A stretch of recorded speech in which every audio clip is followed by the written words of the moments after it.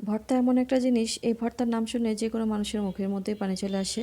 তো আমি হচ্ছে একটু ভর্তাপ্রেমী। আমার মতো যারা ভর্তাপ্রেমী আছেন, আমার মনে হয় সবারই একই দশা যে ভর্তার নাম শুনলেই মুখের মধ্যে পানি চলে আসে। তো যাই হোক, এখানে হচ্ছে আমি কিছু বেগুন নিয়েছি। আর বেগুনগুলো আমি তেমন একটা পছন্দ করি না আরকি রান্না করে খাওয়ার জন্য। তো ভাবলাম কি করি? মাথায় চলে আসছে ভর্তার কথা। যেই ভাবা সেই কাজ। আমি হচ্ছে এখানে হলুদ, মরিচ আর হচ্ছে লবণ মেখে এগুলোকে একটু তেলে হালকা করে ভেজে নিচ্ছি। মানে সেদ্ধ হওয়া অবধি আরকি। ভালো করে ভেজে নিয়ে এগুলোকে হচ্ছে এখন আমি রেখে দিব। আর এক সাইডে নিয়ে নিচ্ছি শুকনো মরিচ, তারপর হচ্ছে কয়েকটা রসুনের কোয়া, তারপর হচ্ছে পেঁয়াজ। এগুলোকে একটু হালকা তেলের মধ্যে ভেজে নিচ্ছি। আর ওদিক দিয়ে গাছ থেকে কিছু পুদিনা পাতা নিয়ে এসেছি, মানে আমার নিজের হাতে লাগানো গাছ, ওখান থেকে কিছু পুদিনা পাতা নিয়ে এসেছি। যেহেতু ধনে পাতা ঘরের মধ্যে নেই, তাই পুদিনা পাতা দিয়েই ধনিয়া পাতার কাজটা চালিয়ে দিতে হবে। তো এদিক দিয়ে হচ্ছে আমি পেঁয়াজ, রসুন আর হচ্ছে যে শুকনো মরিচ টেলে নিয়েছিলাম, এগুলোকে আমি ভালো করে বাটনায় পিষে নেব। আর এদিক দিয়ে হচ্ছে বেগুনগুলোও পিষে নিয়েছি। আমি ভর্তা খাই বলে সবসময় তো আর শিলপাটায় বাটতে ইচ্ছে করে না। ইচ্ছে করে মাঝে মাঝে বাটনায়ও কিছু বেটে খাই। বাটনা থাকলে কিন্তু অনেকটাই সুবিধা ভর্তা বাটতির জন্য। তো একটা বাটনা নিয়ে নিয়েছিলাম। তো এখানে মাঝে মাঝে আমি ভর্তা করে খাই, দারুণ লাগে।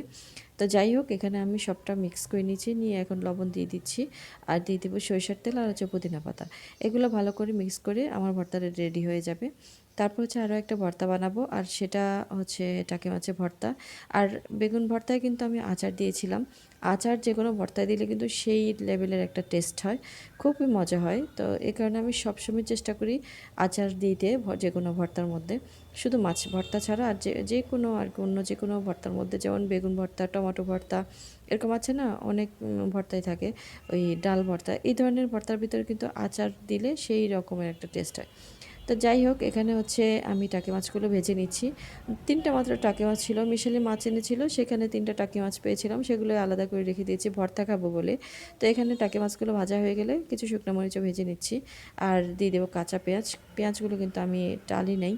তো যাই হোক, এখানে আমি কাটা ছাড়িয়ে মাছগুলোও একটু বাটনায় বেটে নিচ্ছি। আমার কিন্তু টাকি মাছ দিয়ে সবসময় হচ্ছে ভর্তাটাই খেতে বেশি ভালো লাগে। অন্য তরকারি বা অন্য কিছু অন্যরকম করে খেতে ভালো লাগে না। সবসময় ইচ্ছে করে যে টাকি মাছ পেলে একটু ভর্তা বানাই, এরকম মনে হয়। এই জন্য যে কোনো সময় হচ্ছে টাকি মাছ পেলে যদি মিশেলে মাছ আনে, ওখান থেকে আমি আলাদা করে রেখে দিই, যাতে পরবর্তীতে আমি ভর্তা খেতে পারি। তো এখানে হচ্ছে শুকনো মরিচ নিয়ে নিয়েছি। শুকনো মরিচগুলো একটু ভালো করে কষলিয়ে দেবো। নিয়ে তারপর হচ্ছে কাঁচা মরিচ দিয়ে ঘষে আমি হচ্ছে সরিষার তেল মেখে মজার একটা টাকি মাছের ভর্তা তৈরি করব। এইভাবে ভর্তা থাকলে কিন্তু আমার মনে হয় আমি পুরো পাতিলের ভাতে একাই শেষ করে দিব, এরকম একটা অবস্থা। ভর্তা যে এত বেশি ভালো লাগে, সাথে যদি ঝাল ঝাল হয় তাহলে তো মানে কথাই নাই। আমি কিন্তু ঝাল ভর্তা প্রচুর পছন্দ করি। আপনারা কে কে পছন্দ করেন প্লিজ কমেন্টস করে জানাবেন আপনাদের কেমন লাগে।